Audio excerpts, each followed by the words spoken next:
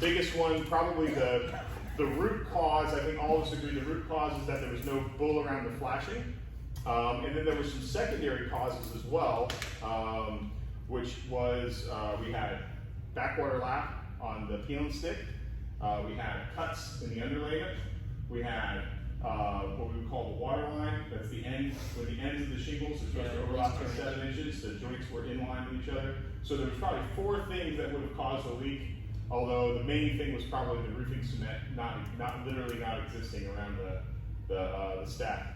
The tools that we used we basically, our tool was our diagnosis, which I went into the house and physically spotted the stain with the customer. And then we went outside, triangulated that to the roof, and found the gooseneck. The demo, what was the steps on that? Here, getting the real specifics on that. What was the steps on? Where was the shingles that we took off first? Where do we start whenever we're doing a shingle repair? At the top. How many courses are we going to go above the highest course we want to go? 2. What do you call it? So we ripped out all of the deficient shingles. Something else that was notable is that there had been a previous repair. We also noted that because we noted that there were shingles that were glued together, right, Kyle? And that's why you ended up having to. One in bundle. Yeah, we ended up having to do more in a bundle because we ended up having to cut out all of the crappy hack roofers, old repairs as well. So basically for the demo on that, we removed the shingles, we removed the deficient underlayment, we removed the damaged gooseneck, and the tools that we used for that are a flat bar, a hammer, and a hook bill knife. The decking. Even though we did more than we were planning on, we didn't find any rotted decking. The way that we knew that the decking wasn't rotted is because we could visually inspect it and see that it wasn't rotted. We could hit it with a hammer. It did there's probably a cool engineering word for this, but it had the tensile strength that was required. We could hit it with a hammer bounced back, it doesn't go through, so we know the wood's not rotted. We did observe some stains, so that actually circles back to we could even maybe make a second note in our diagnosis piece because we did use the decking for our diagnosis. We were able to confirm that we were in the right location because we found stains on the decking. So, but we did not replace any. So there was no tools needed for the decking because we didn't replace any metals. We were able to reuse one of the goosenecks, and we were supplied and installed one gooseneck. What was the reason that we replaced one and didn't replace the other? And we can be honest here. We only brought one. We only brought one. One. That's right. Kyle actually had the right answer. We only brought one. So as a company, we made a decision that we wanted to do the best thing for the whole. I almost brought the other one. It's okay. I mean, it said one in the scope, so it's you can't blame ourselves for that. But we wanted to do the best thing for the customer. We wanted to ensure that we knew that if the minute we knew that it was a systemic problem for the builder. If the builder didn't use any bull around one of the goosenecks, he probably didn't use any bull around any of the goosenecks. So if that's the case, then we basically just had to decide, all right, we're going to do this favor for the homeowner, but as a company, we're not willing to spend 3.5 hours driving back to ABC Supply to get another brown gooseneck. So there was nothing wrong with the gooseneck. We were able to reuse it. The other gooseneck, it was in the scope of work. We already had it, and it was damaged. So that's the metal. Tools we used for that. Hammer flat bar to remove it, roofing nailer to put it back in, roofing cement.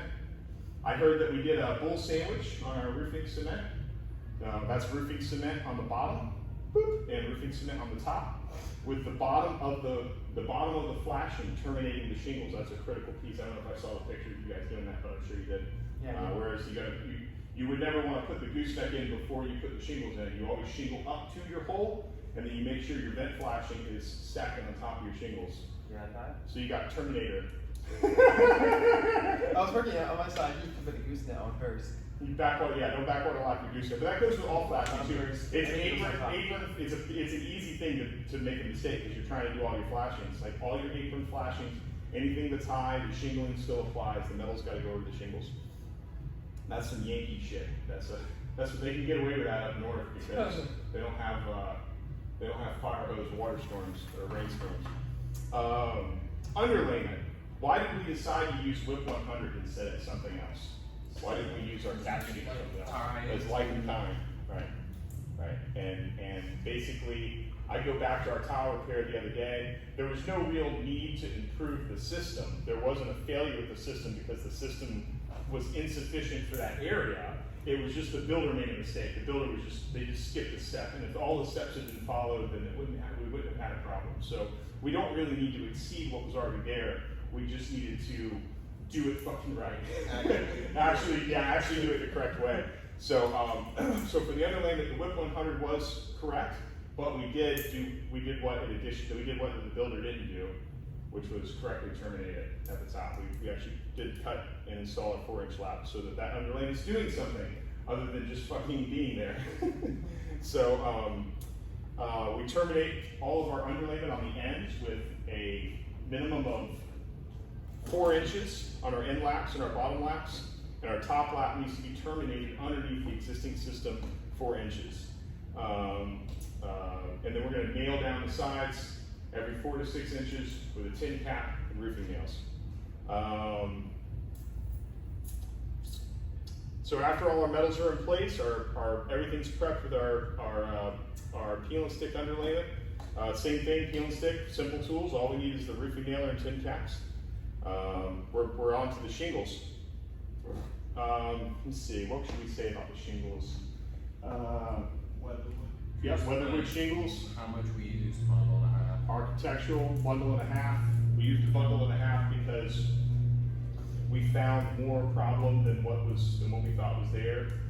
Mostly because there had been the previous repairs that contaminated the system. Let's see. What's the most important thing to learn about the shingles? I guess the shingle color would be one. So let's talk about weatherwood. Weatherwood is the most common builder color of any shingle in manufacture in the United States.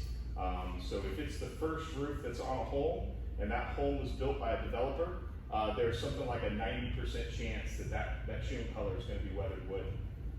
Weatherwood specifically, I don't know why, but it likes to fade red. So if you see a really weird gray and red shingle or shingle with red flakes in it, a lot of times that's just an old weatherwood.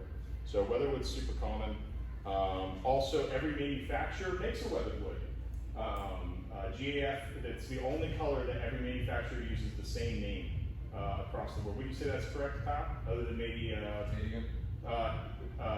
weatherwood is the name weatherwood is used by 3 different manufacturers.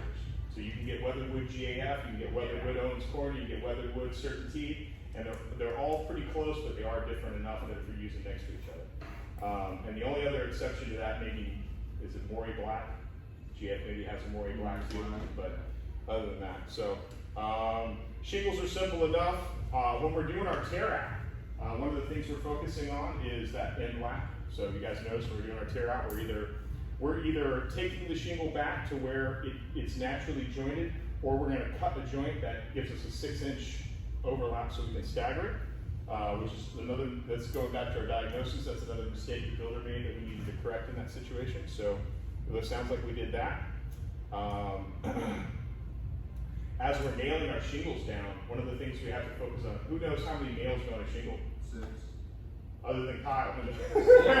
Normally 5 nails per shingle. If you're sleeping, I went 6 nails per shingle. well, the building code is 6. So the right answer to that question is 6. And if you've ever been trying to sleep in on a Saturday morning with a roofing crew working next to her, you know how many nails go on a shingle.